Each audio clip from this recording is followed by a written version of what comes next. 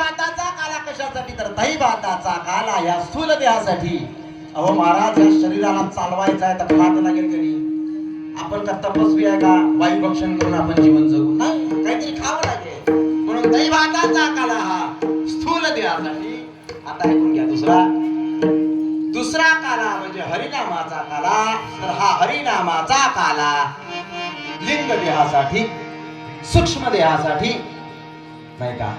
आणि तो सूक्ष्म देह म्हणजे काय तर सूक्ष्म देह म्हणजे मन बुद्धी चित्त अहंकार, त्याला अंतःकरण म्हणतात. त्याच्यासाठी हरिनामाचा काला विठ्ठल.